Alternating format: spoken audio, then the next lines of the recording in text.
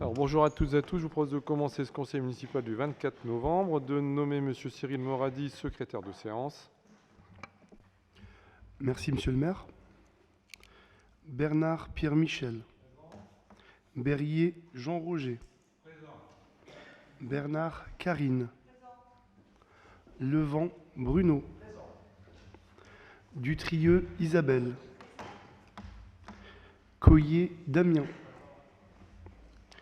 Potvin Valérie. Célidonio Onotilio. Asselin Isabelle.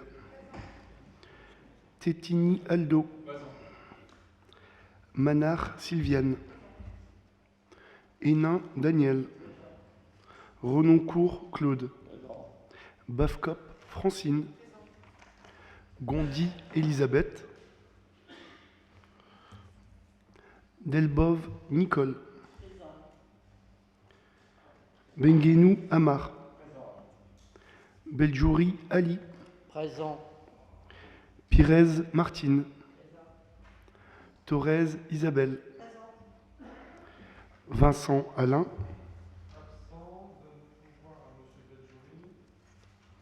Kenouf Nathalie.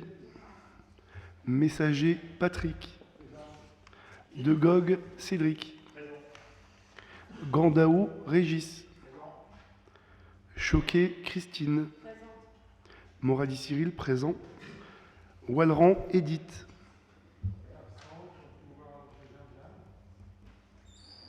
Malo Peggy.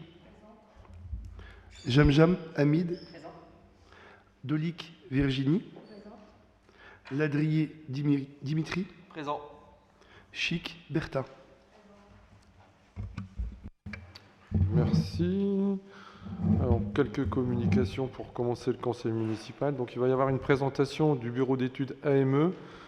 Je vous rappelle que lors de la délibération du conseil du 11 juin avait été acté de la mise en place d'une stratégie d'intervention dans le centre-ville cofinancée par Valenciennes Métropole. Donc, comme il y a eu une première partie qui a été mise en place dans le cadre du diagnostic, j'ai proposé donc au bureau d'études de venir faire une petite présentation pour que tout le monde soit au courant de l'avancée de cette étude. Donc, je laisse le soin donc à Monsieur Lapère du bureau d'études de faire cette présentation. Bien. Allô, ça fonctionne? Vous m'entendez tous bien? Parfait. Donc bonjour à toutes et à tous, Nicolas Lapère de l'agence d'urbanisme et de paysage AME. J'ai quelques minutes devant moi donc pour vous présenter les objectifs et la méthodologie donc de cette étude qui a vocation à définir une stratégie d'intervention dans le centre-ville. Donc on peut passer à la slide d'après. On va également passer. Donc l'équipe projet, l'agence AME, c'est une agence d'urbanisme et de paysage qui travaille sur tous les sujets relatifs à la fabrique de la ville, du renouvellement urbain, de l'aménagement des espaces publics. Dans le cadre de cette étude, nous, on est mandataire d'un groupement que je vais vous présenter juste après, puisqu'on n'est pas tout seul. C'est une étude qui est vraiment multithématique. Ouais, slide d'après, voilà. Donc on est accompagné de 4 autres bureaux d'études. Donc l'agence Lestou est associée sur le volet de la programmation urbaine. Le bureau d'études OTCI sur la partie plutôt BE technique, puisqu'on va avoir des préconisations qui touchent à la fois à l'aménagement des espaces publics, mais aussi à certains bâtiments. Donc ils nous accompagnent sur les volets VRD, mais aussi bâtimentaires.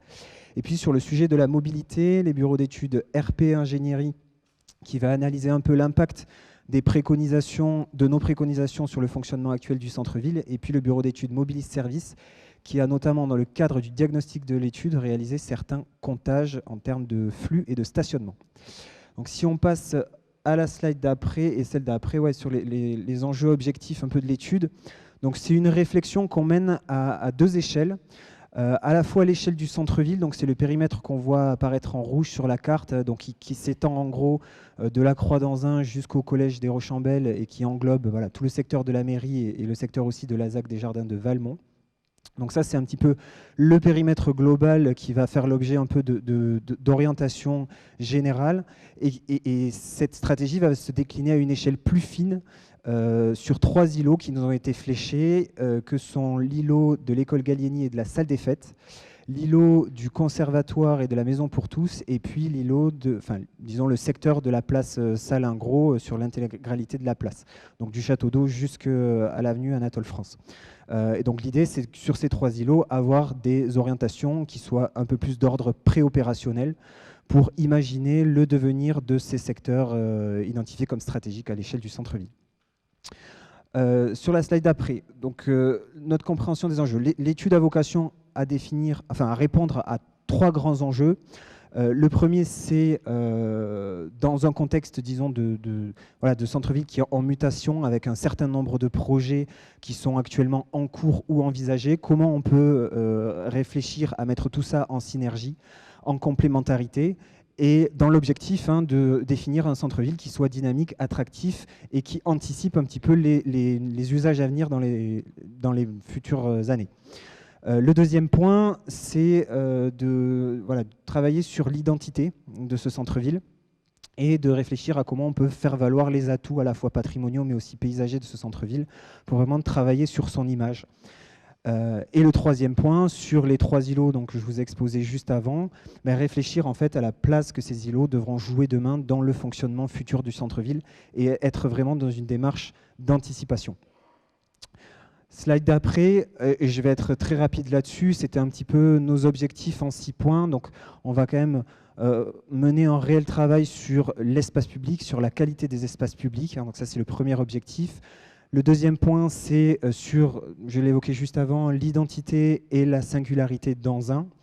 Le troisième point, c'est la question des déplacements et de la pratique du centre-ville, pour essayer de diversifier cette pratique en travaillant notamment sur le maillage de cheminement piéton en lien avec l'offre de transport en commun qui est présente sur le centre-ville et qui a vocation à se renforcer dans les années à venir.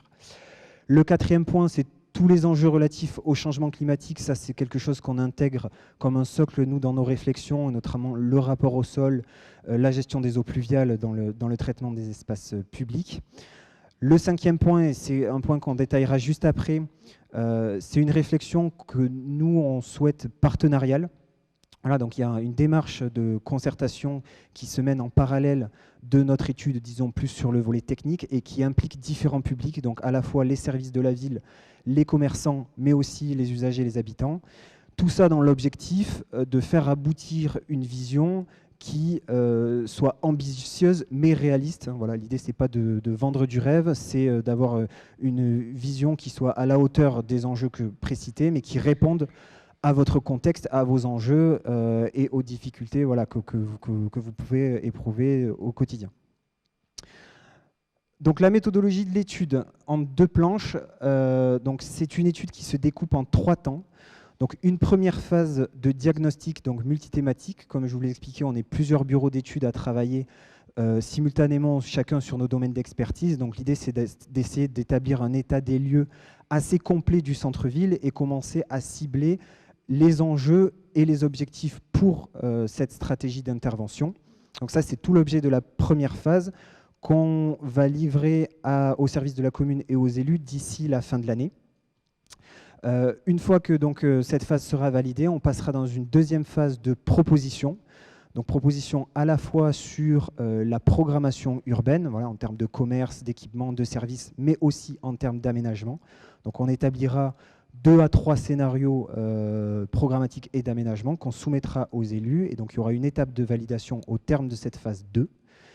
Et on pourra passer sur la phase 3 qui aura vocation à formaliser le scénario retenu au travers de ce qu'on appelle un schéma directeur ou plan guide, mais disons un document guide à la fois spatialisé, mais aussi décliné en plan d'action, pour qui soit, disons, un outil qui vous accompagne, qui accompagne la commune dans les années à venir pour construire peu à peu cette vision stratégique du centre-ville. Voilà. Et au global, donc c'est une étude qui va se dérouler sur plusieurs mois et dont la fin est prévue fin 2026, début 2027 à peu près, dans les grands jalons. Maintenant sur le focus concertation, et ça sera ma dernière planche. Donc, comme je vous l'ai expliqué, on sollicite plusieurs types de publics au travers de cette étude. Dans le cadre du diagnostic, on a déjà mené un certain nombre d'actions de concertation. donc notamment auprès du grand public, au travers d'une enquête en ligne qui a été soumise aux habitants et aux usagers du centre-ville, sur lesquels on les a interrogés sur tout un tas d'aspects. Donc il y avait une enquête vraiment dédiée sur usagers habitants, et puis une enquête qu'on voit apparaître en violet qui était dédiée et fléchée auprès des commerçants du centre-ville, là aussi pour comprendre un petit peu qu'est-ce qui fonctionne pour eux, qu'est-ce qui pourrait être amélioré dans l'idée d'alimenter notre réflexion. Il y a eu un temps dédié également au marché, donc un temps sur lequel nous on était présents et sur lequel on a pu échanger avec les personnes qui étaient là ce jour-là présentes sur le marché, mais aussi les chalands. Là aussi, toujours dans l'optique de réfléchir à ce qui pourrait être amélioré sur le centre-ville demain. Et puis ensuite, il y a eu un temps plus de récolte d'informations et d'expertise d'usage auprès des services de la ville et des acteurs institutionnels. Donc, ce qui est prévu pour les phases suivantes, et notamment en phase 2, c'est un atelier de concertation et de co-construction, notamment tel qu'on l'a imaginé sur le focus de la place Salingro. Vraiment réfléchir avec les habitants au devenir de cette place, aux usages et aux fonctions qu'on peut retrouver sur cette place demain. Donc c'est, à ce stade, c'est un principe. La date de cet entretien, la méthodologie exacte retenue sera précisée en phase ultérieure. Et puis, en fin d'étude, on retravaillera là aussi avec les partenaires institutionnels pour essayer de fiabiliser un plan d'action qui soit le plus fidèle possible à votre fonctionnement. Et il y aura un dispositif de restitution et un bilan de la concertation auprès de la population.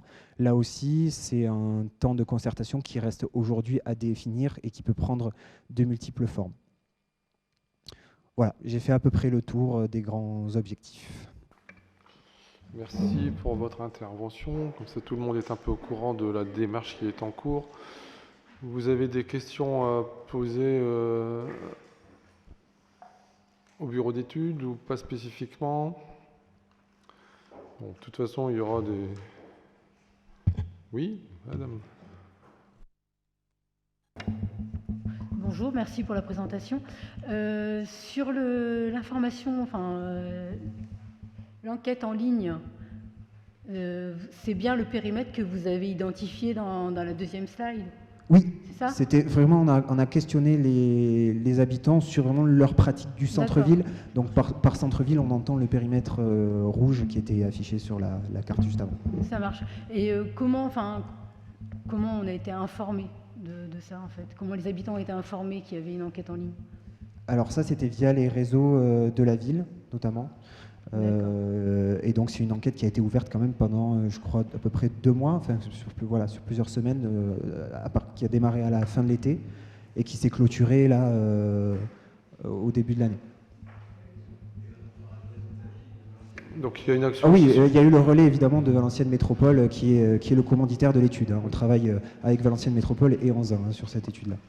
Il y a eu aussi un atelier sur le marché qui a été réalisé, et au niveau des commerçants, ils ont tous été démarchés chacun par notre service commerce pour les encourager vivement à répondre donc à ce questionnaire. Donc il y a eu un accompagnement qui a été fait, et en sachant qu'il va y avoir d'autres phases de concertation qui vont arriver après la phase de diagnostic, et qui sera réalisé entre le mois d'avril et le mois de juin, très vraisemblablement. D'accord, parce qu'en fait, moi, je fais partie du périmètre, alors je suis limite extérieure, mais ma maison en fait partie, sur le plan, ce que j'en vois, et j'ai pas eu l'information, ou j'ai raté l'information, en tout cas. Sur les réseaux sociaux de la ville, que je pense que vous ne manquez pas d'y aller régulièrement, justement, il faut le faire pour avoir les informations. Ça a été relayé effectivement sur nos différents réseaux sociaux pour la phase de communication, pour faire remplir les formulaires. Donc ça, c'est les services com et les services commerce en fonction des personnes qui étaient ciblées, qui ont mis en place les moyens de communication. Mais il n'y a pas eu de flyers en porte-à-porte qui ont été mis en place. Si c'est ça que vous vouliez savoir. Clairement, moi je vois mes voisins, je pense pas qu'ils aillent sur Facebook ou quoi que ce soit, donc je pense qu'ils n'ont pas eu non plus l'information. C'est des gens assez âgés. Enfin, c'est... Enfin, Ouais, oui, mais après, il fallait leur donner les éléments. Il n'y en avait pas 6 mois non pour le faire. Compte tenu du contexte, il fallait que ce soit débuté avant la fin de l'été. Donc, obligatoirement, les timings étaient un peu plus serrés. Mais bon, il y a quand même eu... de toute façon, nous, on n'a pas encore eu le retour du diagnostic et de combien de personnes ont participé. Donc là, je ne peux pas vous donner ces réponses-là de toute façon, puisqu'il y aura un comité de pilotage sur ces éléments-là juste avant les fêtes de fin d'année. Donc là, on pourra vous donner une idée du nombre de personnes qui ont répondu. Et comme je disais, c'est la première phase. Il y aura une deuxième phase après qui va être remise en place pour recommuniquer, comme j'ai dit, entre avril et juin. Et puis là... en fonction de ce qui se passera au mois de mars, la communication se fera d'une façon ou d'une autre pour remettre en place les retours des différentes personnes qui sont concernées. Et il y aura encore de toute façon des ateliers sur le marché, puisqu'il y a effectivement les commerçants, mais tous ceux qui viennent sur le marché qui sont aussi considérés. Et dans les partenaires, il y a les partenaires institutionnels, mais il faudra bien évidemment qu'on prenne en compte les forains qui viennent lors de la fête foraine, puisqu'il y a aussi ce questionnement-là à avoir. Les aménagements qui pourraient être proposés doivent prendre en compte tous ces éléments-là. C'est bon? Merci. Bon, merci pour votre intervention qui était claire. On ne s'est pas perdu dans les détails, donc précise et concise. Alors, un petit mot sur le rapport social unique. Il y a une obligation de vous le présenter en conseil municipal. C'est donc Virginie Calwart des ressources humaines qui va vous faire cette présentation.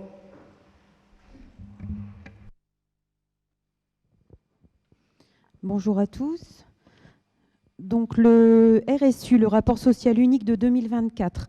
Donc le RSU réunit l'ensemble des données relatives aux ressources humaines de la collectivité, notamment sur des thèmes comme l'emploi, le recrutement, la santé et la sécurité au travail, les rémunérations, formation, enfin tout ce qui est du domaine des ressources humaines.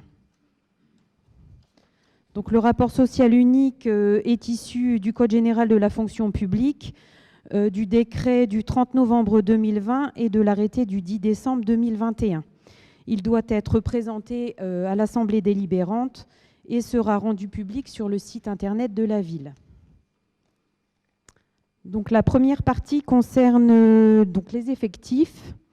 Donc au 31 décembre 2024, la collectivité employait 343 agents.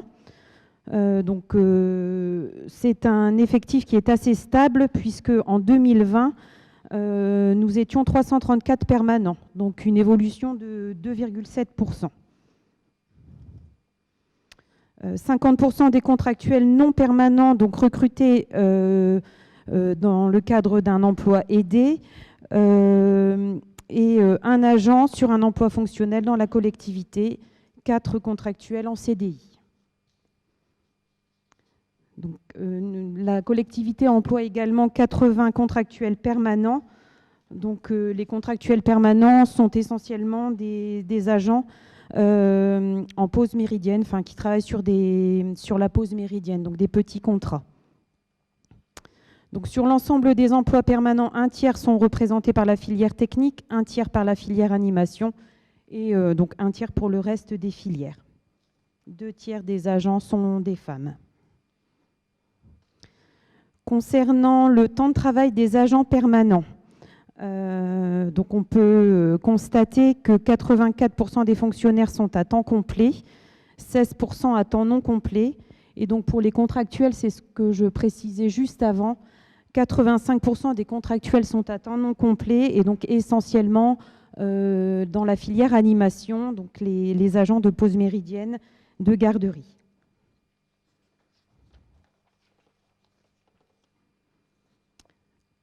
Concernant l'âge moyen, donc on est à une moyenne d'âge d'environ 47 ans pour les fonctionnaires, presque 40 ans pour les contractuels permanents, donc une moyenne d'âge des permanents de 45 ans. Donc c'est une moyenne d'âge stable puisqu'elle était également de 45 ans en 2020. Et donc à peu près 27% des femmes ont plus de 50 ans. Donc, Concernant les mouvements du personnel, donc en 2024, 51 agents permanents sont arrivés et il y a eu 39 départs. Donc les principales causes de départ d'agents permanents, ce sont les fins de contrat d'agents remplaçants. Hein, donc les agents sont rentrés de congé maladie et donc les contrats de remplacement ont pris fin. Donc les mouvements de personnel sont essentiellement des contrats permanents sur temps non complet, comme précédemment, donc pour les pauses méridiennes et les garderies.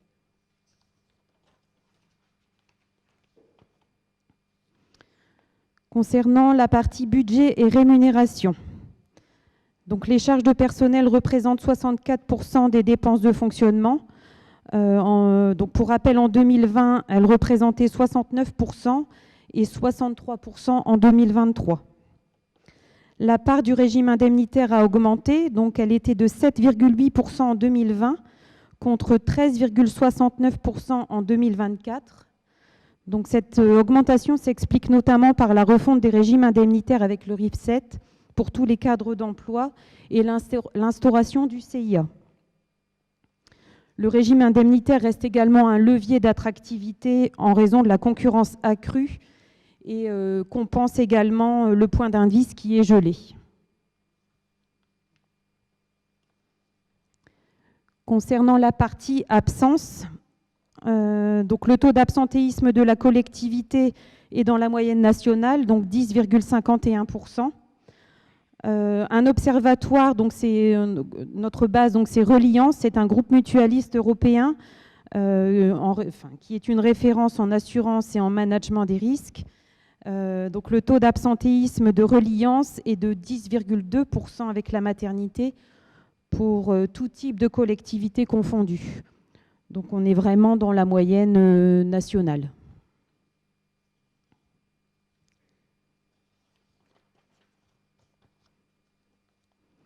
Donc en 2024, nous avons eu 11 accidents de travail. Et donc nous avons lancé des actions de prévention donc pour 19 000 €. La collectivité met également en place des actions complémentaires sur la prévention des RPS en 2025, notamment avec la formation des encadrants et donc la dernière formation a eu lieu d'ailleurs aujourd'hui, et des permanences avec une psychologue. Donc on propose aux agents des rendez-vous avec une psychologue du travail. On en est déjà, je crois, à sa 5e permanence. Concernant notre taux d'emploi de travailleurs handicapés, donc notre obligation d'emploi est de 6%.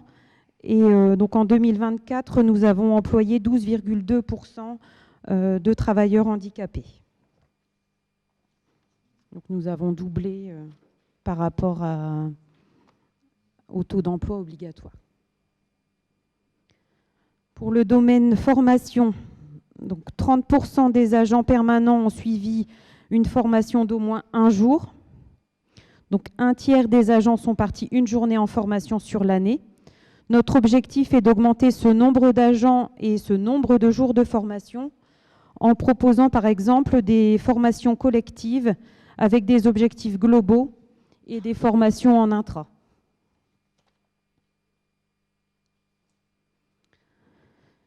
Donc dans le domaine de l'action sociale et de la protection sociale complémentaire, donc pour rappel, la ville d'Anzin participe depuis le 1er janvier 2024 dans le domaine de la santé au financement des contrats labellisés auxquels les agents choisissent de souscrire.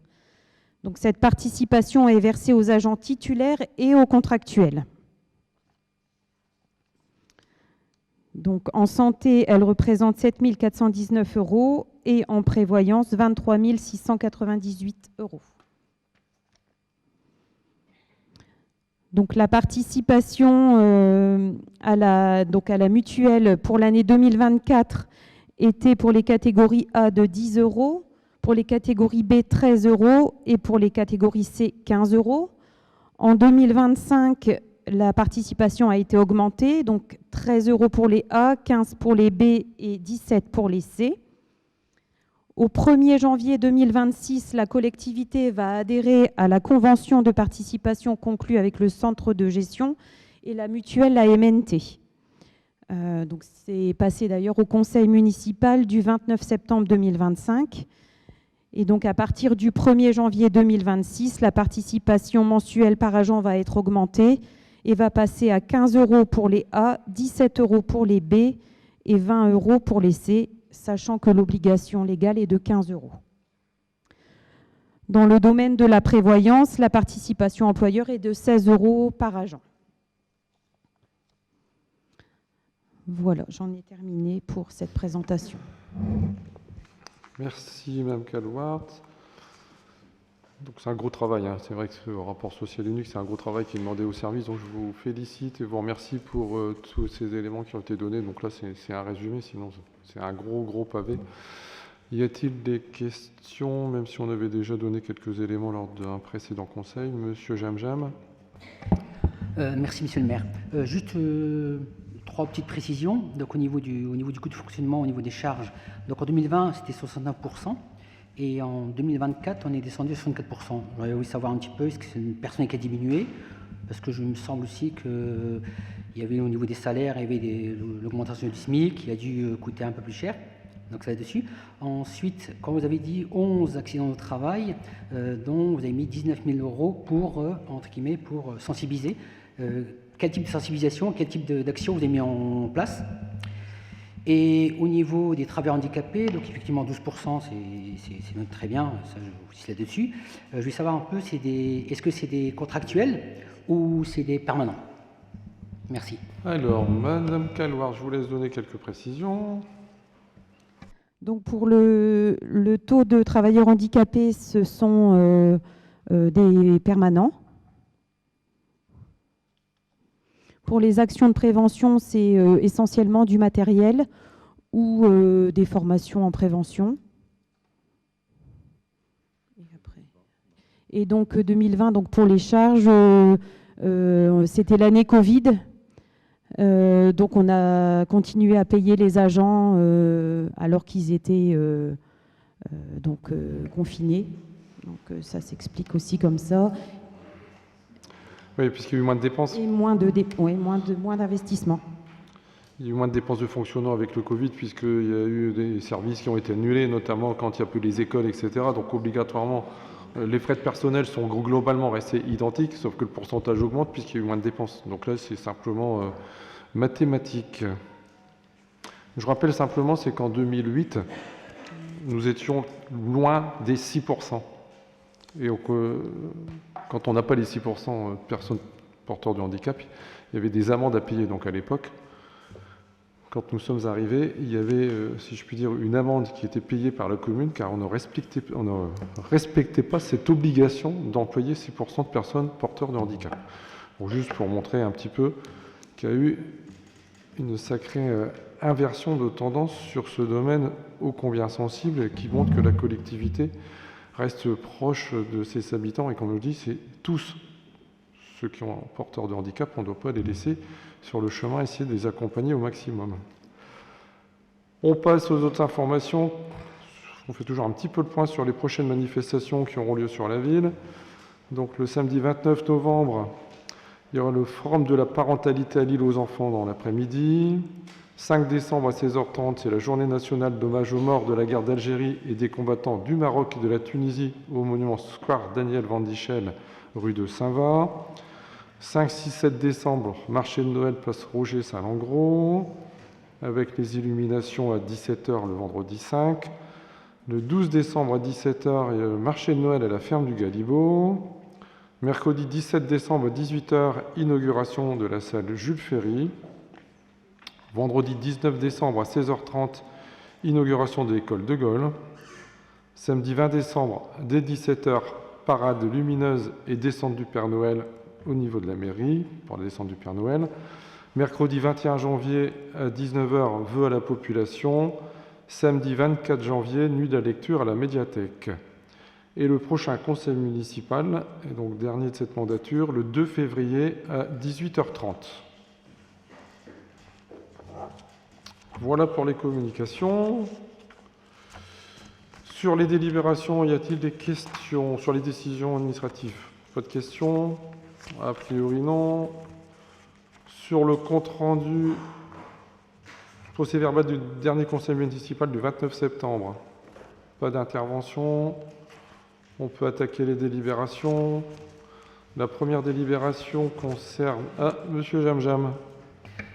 Donc, en fait, je souhaite faire une déclaration au nom de notre groupe concernant notre départ du précédent conseil municipal et la situation actuelle. Je suis désolé, mais à chaque fois, nous faites un petit peu vous devez nous évoquer quand il y a des questions qui n'ont pas de rapport avec le conseil municipal. C'est pas une question. Donc, l'article L21-21-16 et L21-21-19 du Code général de collectivité territoriale m'autorise en fait à prendre la parole sans vous prévenir en cas, sauf donc concernant l'ordre du conseil. Voilà, donc on est dans l'ordre du conseil, donc je peux prendre la parole si vous l'autorisez. Vous prendrez la parole, mais normalement il y a quand même vous avez un délai pour poser vos questions. C'est une intervention, il faut qu'il y ait un truc très spécifique. Bon là. À chaque conseil municipal, vous nous proposez des interventions qui ne sont pas du tout programmées, prévues. Non. Donc vous passerez votre question, vous ferez votre intervention à la fin du conseil municipal. Non, je disais en fait, c'est si vous prenez l'autorisation actuellement de prendre la parole, j'aimerais bien que le secrétaire de séance notifie bien que le maire ne n'autorise pas à prendre la parole en début de séance. Mais vous aurez droit à la parole, on fait toutes les délibérations et vous aurez la parole à la fin des délibérations. Et justement, ça concerne les délibérations, ça concerne la situation actuelle du conseil municipal. Et je vous dis, l'article 21-21-16 et l'article 21-21-19 m'autorisent à prendre la parole. Maintenant, c'est vous qui voyez, vous êtes le maître des débats. Mais vous voulez poser votre question avant les délibérations? C'est pas une question. Je veux juste expliquer la situation actuelle, pourquoi on est parti. Mais vous l'avez expliqué dans le déroulé du conseil municipal, il est bien noté pourquoi vous êtes partis. Donc vous avez chacun fait une intervention, on a donc le déroulé, il est bien clairement marqué dans le déroulé dans le procès verbal, il y a une intervention de M. Vincent, il y a une intervention de Mme Gondy qui a évoqué les raisons de pourquoi elle est partie.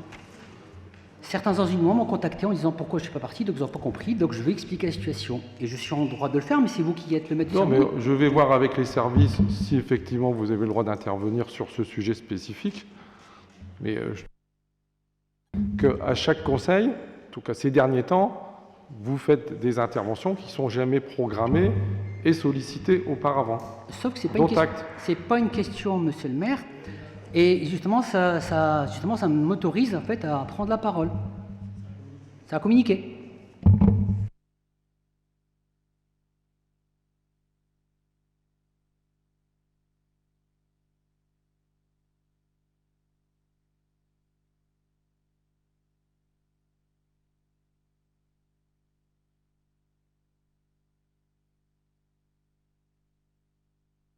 Les services me disent que c'est pas vrai, mais moi je vais vous laisser parler, monsieur Jamjam, sur les éléments que vous donnez du CGCT, puisqu'on n'avait pas été mis au courant de votre intervention, je n'ai pas l'élément à l'instant T, puisque je ne connais pas quand même le CGCT par cœur, vu l'ampleur du document.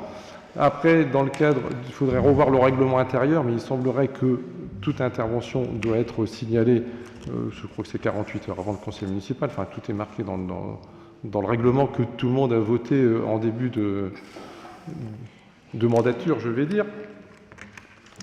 Donc, si vous avez quelque chose... Je peux vous lire l'article, je l'ai imprimé si vous voulez. Non, les services vont prendre note. Moi, j'ai les techniciens qui sont derrière qui me disent que cet article-là ne relève pas de votre intervention. Mais je ne vais pas vous couper la parole, puisque je reste un démocrate. Monsieur Jamjam. Oui, alors, merci monsieur le maire. Monsieur le maire, mesdames et messieurs les conseillers, chers concitoyens, lors du dernier conseil municipal, notre groupe d'opposition a pris la décision de quitter la séance dès son ouverture, en considérant que ce conseil était irrégulier dans sa composition. Nous savons que ce départ a pu surprendre certains habitants et susciter des interrogations. Je souhaite aujourd'hui expliquer clairement notre position et établir la transparence sur les faits. Nous avons été alertés sur une situation concernant une élue annoncée comme démissionnaire, alors qu'elle affirme formellement n'avoir jamais adressé de lettre de démission. Des éléments écrits ont été transmis aux autorités. Et notre équipe, notre groupe, a estimé que de sa responsabilité de signaler ces faits au procureur de la République et sous le préfet, conformément à l'article 40 du Code de procédure pénale. Notre démarche n'a rien de politique. Elle relève uniquement du respect du droit et de la transparence démocratique que nous devons aux citoyens Dans une République, les institutions doivent fonctionner sur des bases claires et légales. Nous avons également échangé récemment avec M. le préfet, qui nous a indiqué que l'État suivait attentivement cette situation et qu'elle appartenait désormais à la justice de se prononcer. Nous prenons acte de cette position, qui confirme qu'une clarification judiciaire est nécessaire avant de pouvoir trancher définitivement. Dans l'attente de cette décision, et par cohérence avec notre position depuis le début de cette affaire, notre groupe restera présent au conseil municipal, mais ne participera pas aux différentes délibérations. Nous restons pleinement engagés dans le respect des institutions, attachés à la transparence, à la légalité et au bon fonctionnement démocratique de notre commune. Notre seule exigence, c'est la clarté, la vérité dans l'intérêt des Auzinois. Je vous remercie.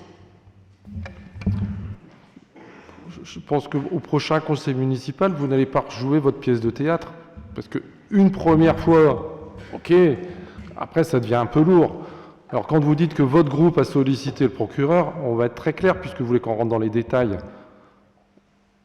Il y a eu une lettre de démission qui a été reçue par les services. Le service courrier a reçu un courrier.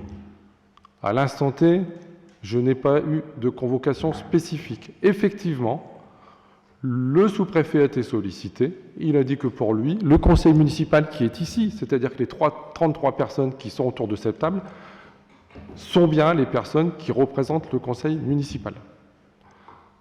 La fois dernière, vous êtes partis. Vous nous refaites le même jeu, sauf que cette fois-ci, vous restez. Vous avez une logique telle qu'on a tous du mal à s'y retrouver. Et je comprends que les habitants, même ceux qui vous soutiennent, les peu qui vous soutiennent, ont du mal à vous comprendre. L'autre point, vous dites votre vérité. J'ai fait un courrier au procureur de la République, puisque, a priori, certaines élus sont plus au courant que moi de l'évolution de l'affaire. Mais cela ne m'étonne pas, puisque le procureur, Madame le procureur de la République, m'a fait un courrier et me signalant que ce n'était pas vous, Monsieur Jamjam, ou votre groupe, c'est Madame Gondi qui a sollicité les services de l'État sur une suspicion de faux usage de faux. Effectivement, dans le cadre de l'article 40, ce qui est tout à fait classique, une enquête sera menée, que j'attends et que nous attendons sereinement avec les différents éléments que l'on pourra donner aux personnes qui vont mener l'enquête et qui jugera ensuite des données à suivre ou pas à cette affaire. Puisque vous évoquez le sujet, je tiens également à vous dire qu'à un moment donné, on va dire que je copie un collègue qui n'est pas sur le même problématique, mais qui va être aussi à voir, qu'à un moment donné, effectivement, on fera les comptes et qu'il y aura une plainte qui sera déposée pour propos diffamatoires et on s'en arrêtera pas là, puisque vous voulez avoir les informations jusqu'au bout, on va aller jusqu'au bout. Hein. Donc on va laisser faire l'enquête, et après, il y aura des plaintes qui tomberont, bien évidemment, sur les personnes qui évoquent des choses qui sont complètement...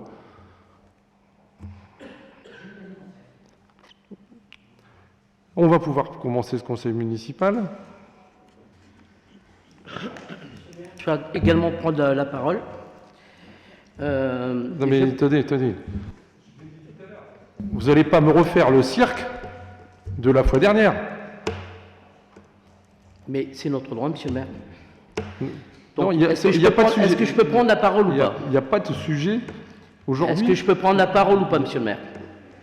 Premièrement, vous éteignez votre micro, merci. Voilà.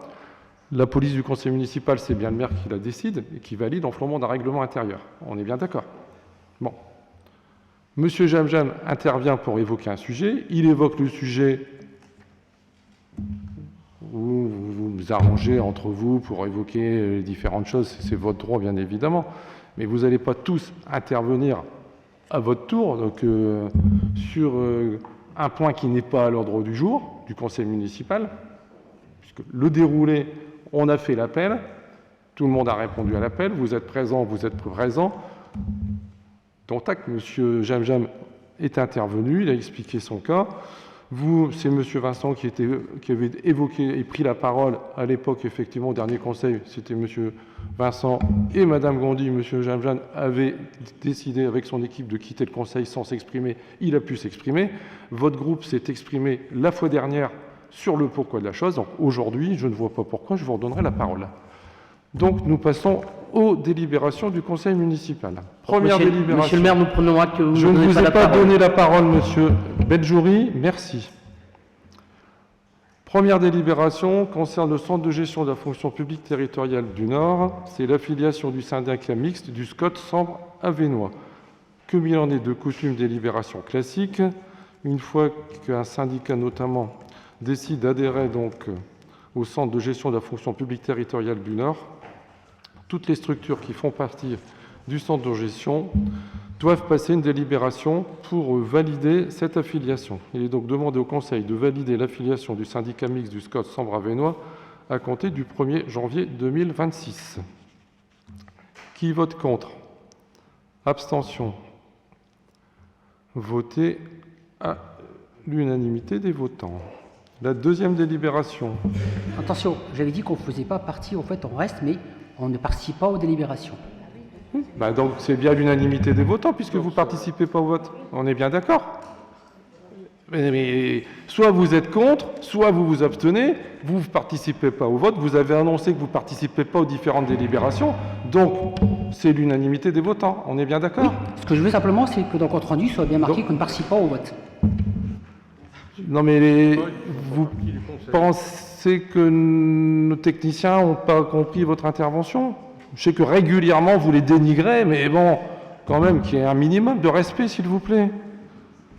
Excusez-moi, La mais deuxième par contre, je ne peux délibération- pas vous laisser dire, La deuxième je n'ai délibération. jamais dénigré qui que ce soit. Je suis désolé, quand vous annoncez qu'un budget est insincère, c'est que les techniciens ne sont pas foutus de faire un budget qui est sincère. C'est quand même les techniciens qui mettent des budgets en place.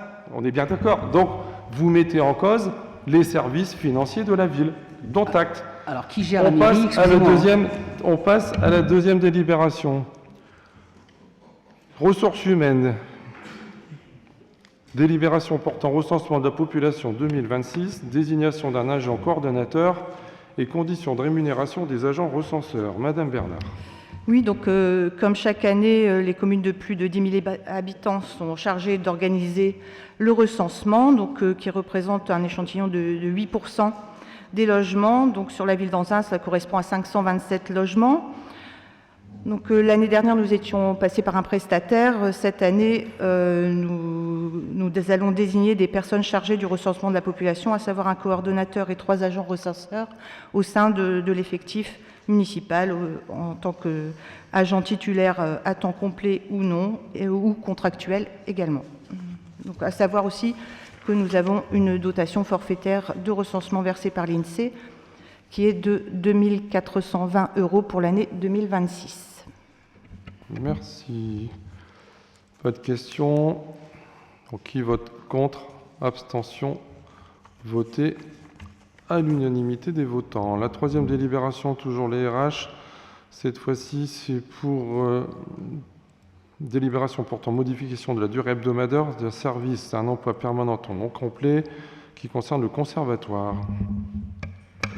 Oui, donc en effet, lors du dernier conseil municipal, nous avions proposé le recrutement d'un enseignant pour la formation musicale et la chorale pour 4 heures hebdomadaires, sauf qu'il s'avère que cet agent n'est disponible que 3 heures et l'heure de chorale qui était initialement prévue sur ce poste étant assurée par un autre professeur du conservatoire, elle va conserver cette heure et donc le cycle, les 3 heures de formation seront assurées par le professeur recruté et non 4 heures.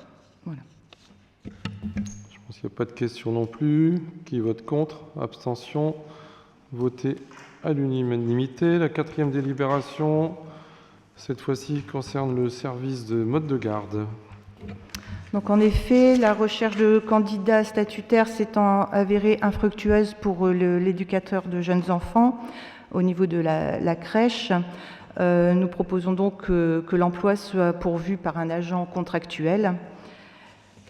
Et donc ce pour une durée de 3 ans, un CDD qui sera renouvelable une fois. Pas de questions. Qui vote contre? Abstention? Voté à l'unanimité des votants. 5 et 6, on va peut-être évoquer les deux sujets en même temps puisque ça concerne les classes de neige. Donc oui, en effet, pour rappel, nous organisons 2 séjours de classe de neige. Le premier allant du 16 au 24 janvier 2026, le deuxième du 13 au 21 mars 2026. Donc la délibération numéro 5 concerne les indemnités allouées aux intervenants de l'éducation nationale qui sont donc chargés d'accompagner les élèves durant ce séjour. Donc c'est un taux qui est fixé par un arrêté du ministère de l'Intérieur qui date du 6 mai 1985. C'est pour ça que vous avez dans le déroulé des sommes forfaitaires qui sont encore exprimées en francs. Donc la délibération numéro 6 concerne le recrutement pour les encadrants en complément des intervenants donc, de l'éducation nationale et du personnel communal, avec un maximum de 18 animateurs pour un forfait de 10 heures par jour et plus les temps de préparation. Donc ça, c'est pour combler éventuellement à des éventuelles absences ou défaillances des intervenants ou du personnel qui sont déjà prévus. Pas de questionnement sur ce sujet qui vote les classes de neige. Qui vote contre? Abstention? Voté à l'unanimité. La 7e sur une modification du règlement du temps de travail. Donc en effet, ça concerne le service mode de garde donc de la crèche. Vous savez que sur les cycles de travail, donc il y a soit hebdomadaire ou annuel. Et donc là, actuellement, elles étaient encore sous un cycle hebdomadaire. Mais pour être plus efficace et pallier éventuellement à des variations d'effectifs dues à soit des agents qui partent en formation, soit qui sont en congé ou autre, afin de ne pas désorganiser le service et assurer une continuité, nous proposons donc de passer en cycle de travail annuel qui facilitera l'organisation du planning. Bien sûr, tout en respectant la durée légale du travail qui, je rappelle, est de 1607 heures. Donc cette modification a été validée, bien évidemment, par le dernier CST.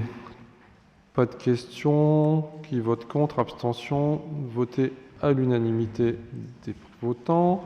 La 8e délibération concerne le commerce et l'ouverture dominicale des commerces pour l'année 2026. Madame Potvin. Merci, Monsieur le maire. Donc, comme vous le dites, la délibération vise à fixer les dates d'ouverture exceptionnelles des commerces de détail et automobiles le dimanche pour l'année 2026 par décision du maire, dès lors que celui-ci est le jour de repos hebdomadaire. Donc, la liste des dimanches est arrêtée avant le 31 décembre pour l'année suivante. Conformément au Code du travail, leur nombre ne peut excéder 12 par année civile. Le travail dominical repose bien sûr sur le volontariat des salariés et ouvre droit aux compensations légales. Donc le calendrier a été transmis à la CVM ainsi qu'à l'UCA.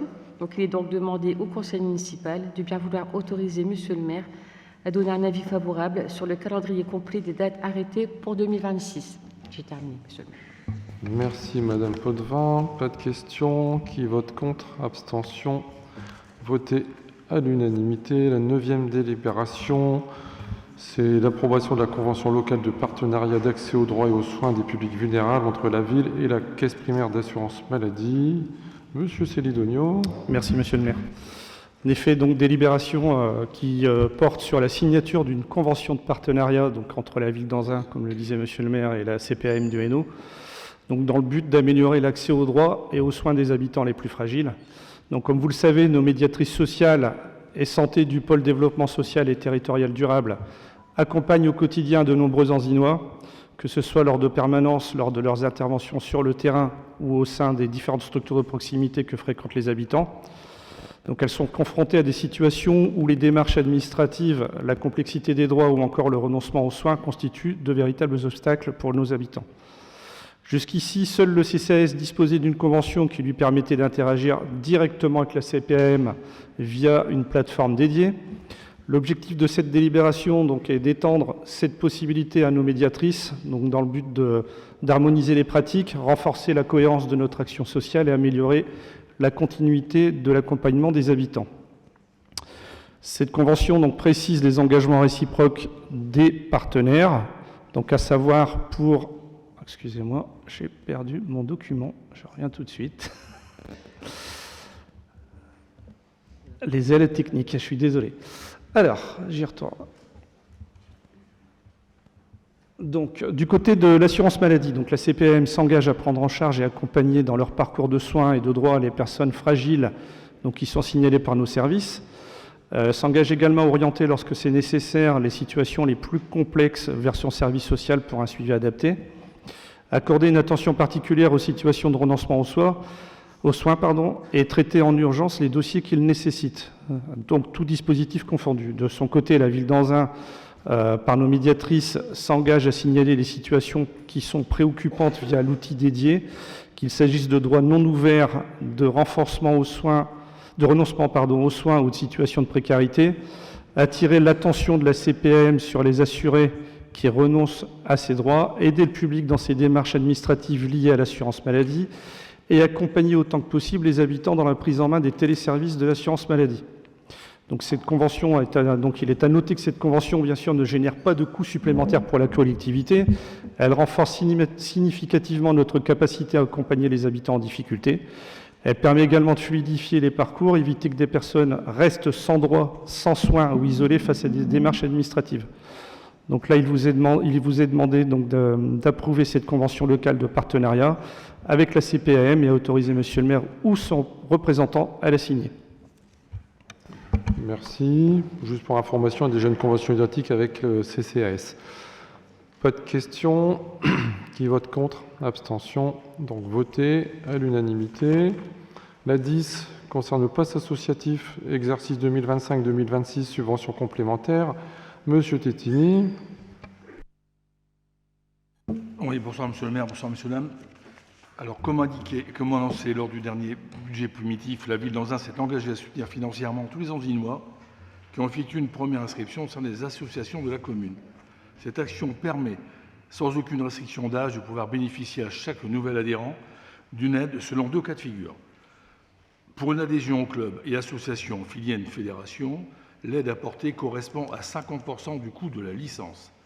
Deuxième cas de figure, pour une adhésion au club et association non affiliée à une fédération, l'aide apportée est subordonnée à 2 paramètres. Le premier, 50% du coût de l'adhésion, si le montant de la cotisation est inférieur ou égal à 50 €. Deuxième cas de figure, 25% forfaitaire, 25 € forfaitaire si le montant de la cotisation est supérieur à 50 €. Je vais y arriver. Pour pouvoir bénéficier de cette aide, des critères sont définis. Être résident sur la commune d'Anzin, aide uniquement valable pour une première adhésion au tissu associatif anzinois, être nominatif et cumulable avec d'autres dispositifs.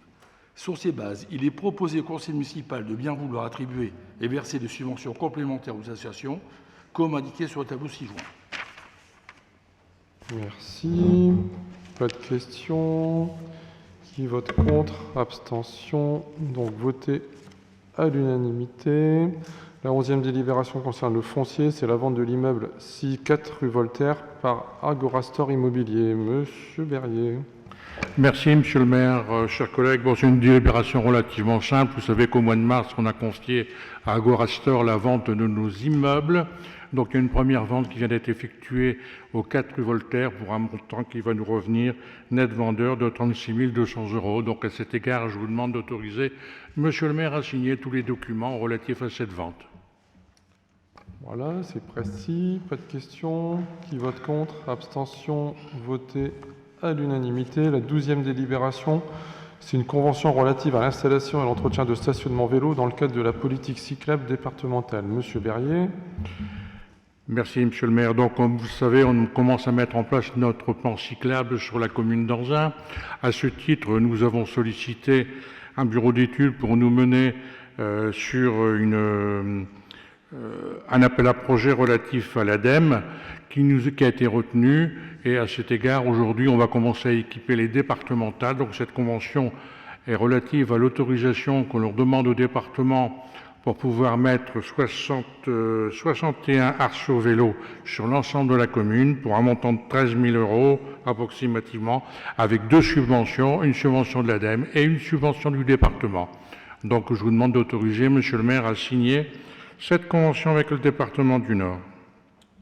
Merci. Pas de questions. Qui vote contre? Abstention. Voté à l'unanimité. La 13e délibération, c'est un groupement de commandes pour l'accompagnement sur le volet coercitif sur le secteur Bleusbonne-Faubourg de Lille. Monsieur Berrier.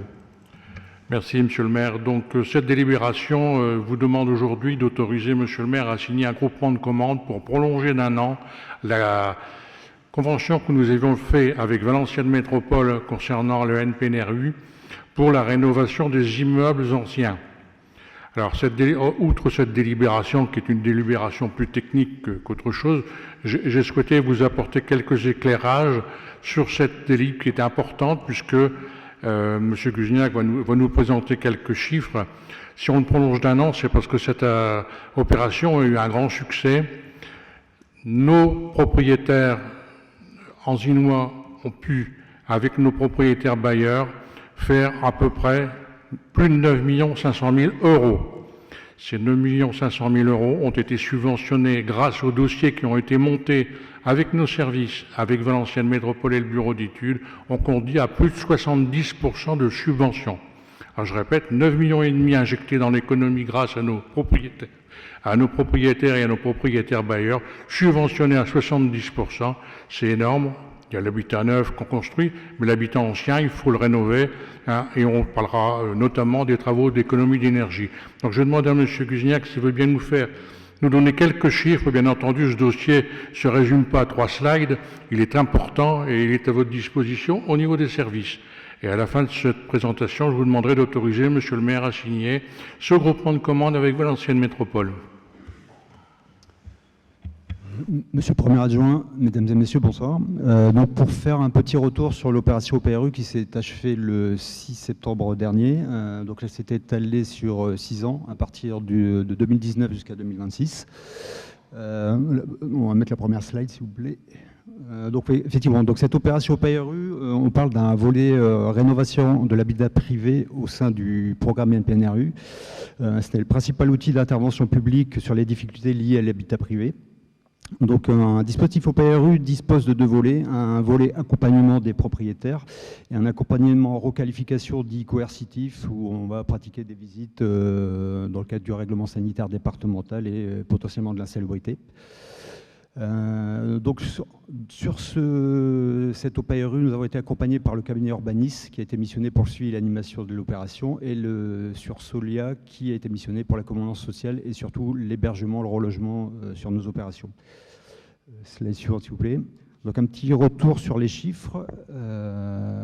Donc évidemment, comme disait M. Berrier, un montant de travaux total de 9,66 millions d'euros est investi sur ces 6 ans, pour un total d'aide de 6 millions d'euros et un reste à charge pour les propriétaires de 3,63 millions d'euros, soit un taux de couverture de 70%, ce qui est quand même assez remarquable. Donc sur les principaux contributeurs, nous avons l'ANA, Valenciennes Métropole, la région Hauts-de-France, l'Action Logement, le département du Nord et la CARSAT. Slide suivante, s'il vous plaît. Au niveau des dossiers déposés, en ce qui concerne les propriétaires occupants, pour la ville d'Anzin, il s'agit de 107 dossiers déposés, soit 72% des dossiers sur l'opération au PRU, qui est quand même assez important. Et sur les propriétaires bailleurs, nous sommes à 50-50 avec Valenciennes sur les dossiers déposés. Sur le type de dossier déposé, beaucoup d'améliorations énergétiques. Donc on parle d'amélioration poste par poste.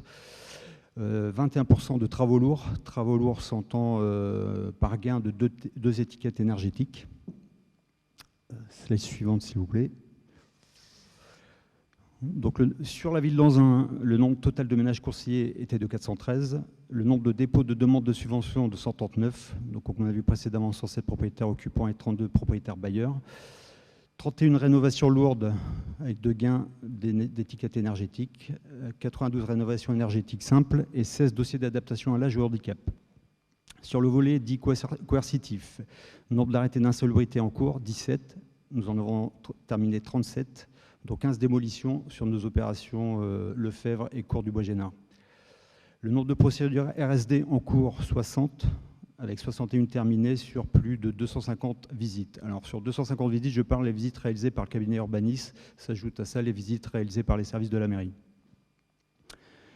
Dernière slide, je vais vous prendre un exemple qui sera plus parlant. Donc sur un propriétaire occupant avec revenu très modeste, montant des travaux total de 103 000 €, total des subventions 90 000 €, reste à charge 12 000 €, avec un gain de 2 étiquettes énergétiques. La maison se retrouve en C, donc c'est un gain énergétique de 50%. Et comme vous pouvez constater sur les photos, et slide suivante, la rénovation a été d'ampleur, ce qu'on appelle de travaux lourds. Donc là, l'opération est terminée, le propriétaire est rentré chez lui. Donc voilà, pour faire un retour sur cette opération, effectivement, donc elle est terminée, ça a été une réussite, en tout cas pour la ville d'Anzin. Et il s'agit de ne pas perdre la main et de continuer de mettre en place ce dispositif et de nous permettre de mettre en place un dispositif dit pansement dans l'attente d'un éventuel futur programme.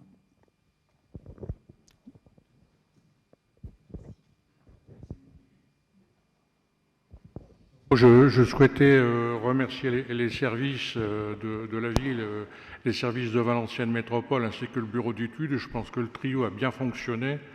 Les gens qu'on a reçus dans nos services, vous avez vu que c'était un nombre très très important.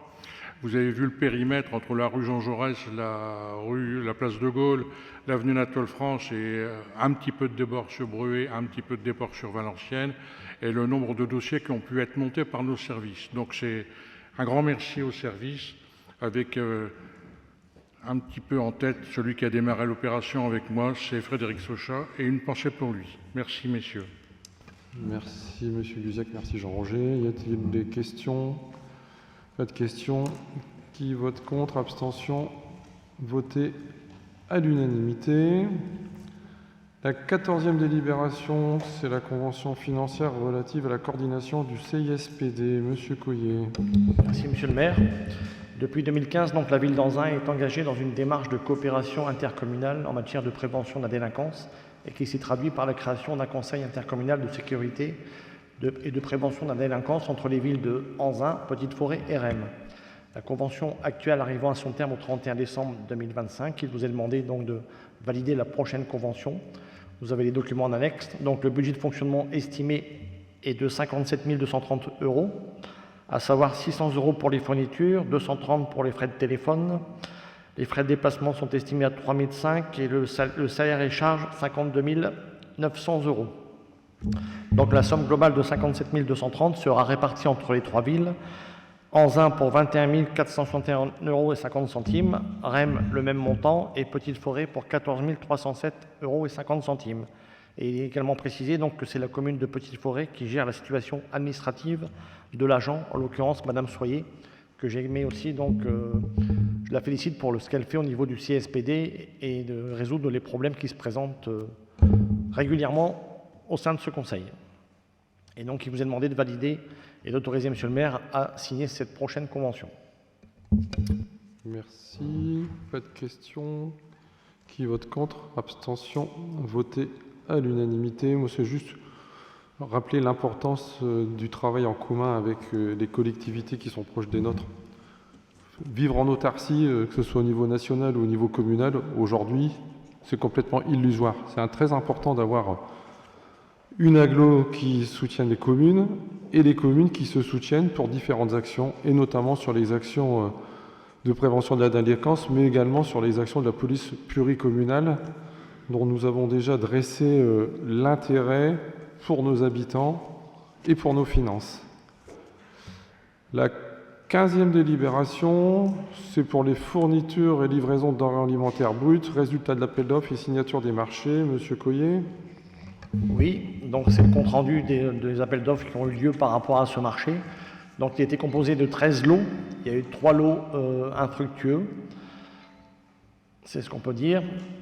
Néanmoins, donc, ce qu'on peut constater, c'est que par rapport au précédent marché, il y a quand même des fortes diminutions. À savoir, donc, au niveau des produits d'épicerie, ça a baissé de 7% par rapport au marché actuel. Les surgelés, ça a augmenté de 3%. Les produits laitiers sont en baisse de 1%. Le poisson frais, plus 4% seulement. Là où l'augmentation est la plus significative, c'est au niveau des produits de viande fraîche, plus 10%. Sinon, au niveau des produits fruits et légumes frais, donc, ça a baissé de 19% par rapport au marché actuel. Donc pas de hausse exagérée au niveau de l'ensemble de ce marché à venir par rapport au marché existant. Et donc il est demandé de valider la répartition des lots telle qu'indiquée dans le présent document. Et d'autoriser M. le maire à signer les pièces en rapport. Juste pour information, les lots avaient été aussi un peu modifiés pour permettre d'avoir des fournisseurs avec des circuits courts. Et donc 3 lots ont été attribués à des producteurs qui sont présents au niveau du département ou au maximum de la région. Parce qu'auparavant, effectivement, quand les lots étaient trop importants, ils étaient en capacité de répondre. Donc on a des produits qui sont bien bio, puisqu'on est labellisé depuis de nombreuses années. Je tiens à le rappeler, on était dans les premières communes de la région à être labellisés territoire bien engagé, notamment pour les 25% que l'on mettait déjà à l'époque pour tout ce qui est produit bio sur la restauration scolaire. Et donc cette fois-ci, on va vraiment avoir du bio et des producteurs locaux. Ça, c'était pour compléter l'information. Il n'y a pas de questions. Qui vote contre? Abstention. Voté à l'unanimité.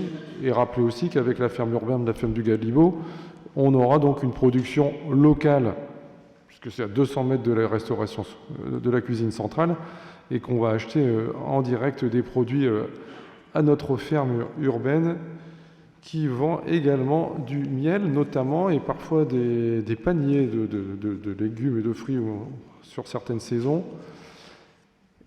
Et tous les habitants peuvent aller se fournir à la ferme urbaine selon les saisons. On va faire un peu de publicité à la ferme urbaine.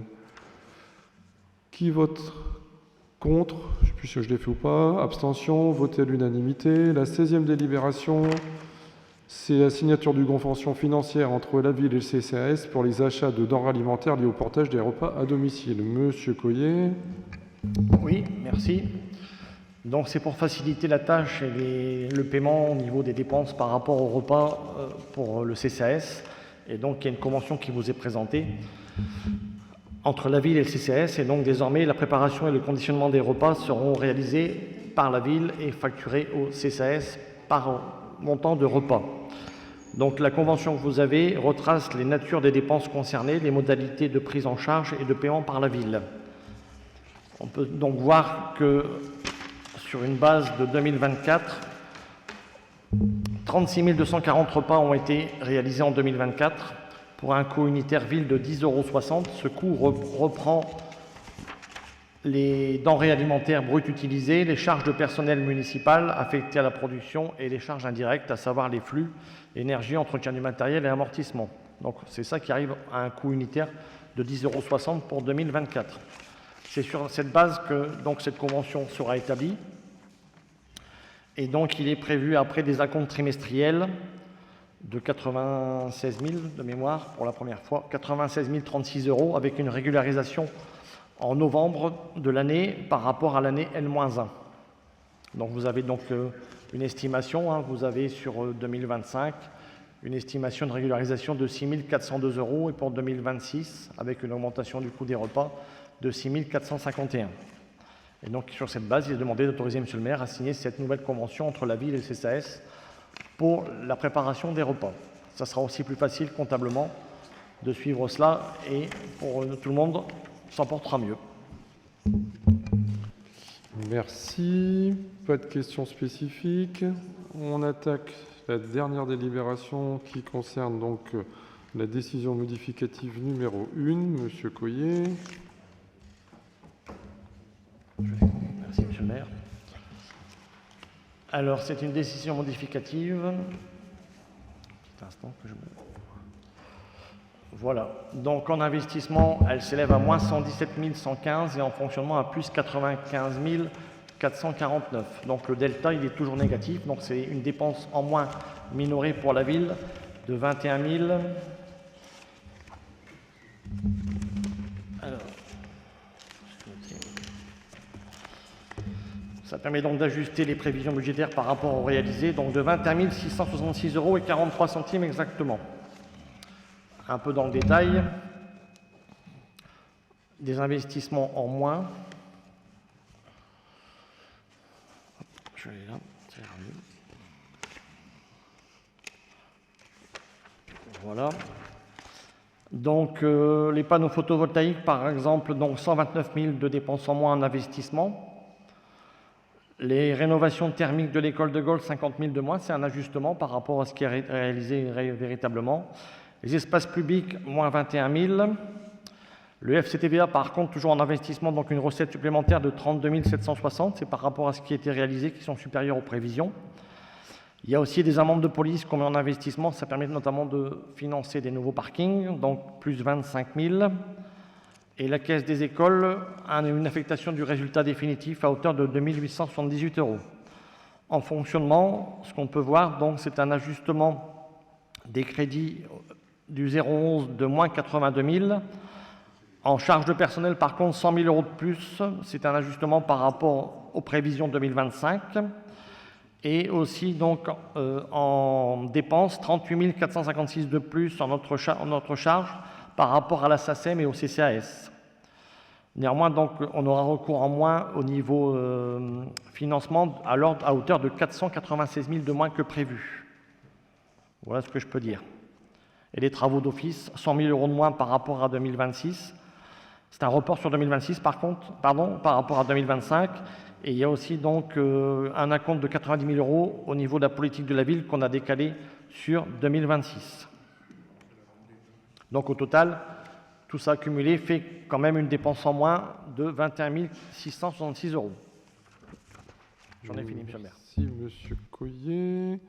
Donc, pour résumer au niveau du budget, donc cette année, on a pour l'instant fait 1 million d'euros d'emprunt.